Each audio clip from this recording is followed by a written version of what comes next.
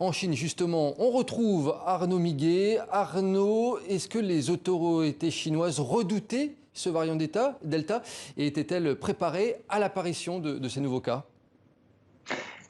Préparé probablement, mais en même temps, c'est une surprise pour tout le monde parce que le nombre de contaminations ne cesse d'augmenter de jour en jour depuis que le foyer a été déclaré dans la ville de Nankin le 20 juillet dernier. Vous avez par exemple officiellement déclaré aujourd'hui 108 nouveaux cas. Ça fait 1700 personnes depuis le 20 juillet qui sont hospitalisées et du coup, évidemment, toutes les barrières reviennent. La Chine a le mode d'emploi, la Chine est préparée, mais en même temps, vous l'avez dit, c'est le variant Delta, ça teste l'efficacité du vaccin chinois, et la Chine a une stratégie, qui est la stratégie du zéro Covid, qui est une stratégie qu'elle a essayé d'appliquer depuis le début de cette pandémie finalement. Résultat, aujourd'hui, vous avez à nouveau des millions de gens qui sont en confinement, des millions de gens qui sont testés, comme à Wuhan, là où tout a commencé, où le virus a refait son apparition, il est retourné sur les lieux du crime. Vous avez 11 millions de personnes qui ont été testées, pas une fois, mais plusieurs fois.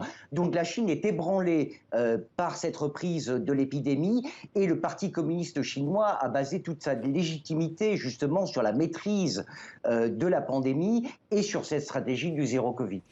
Arnaud Miguet, le pays s'est donc refermé sur lui-même de nouveau. Comment ça va se passer désormais pour les ressortissants étrangers sur place ?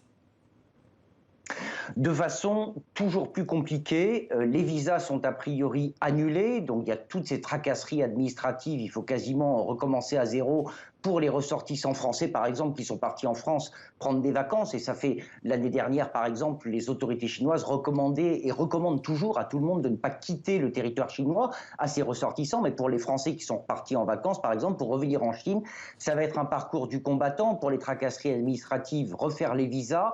Pour des raisons de coût, ça coûte aussi très cher. Il n'y a que 3 vols, par exemple, entre Paris et Shanghai par semaine. Et les billets coûtent entre 3 000 et 7 000 euros tout de même.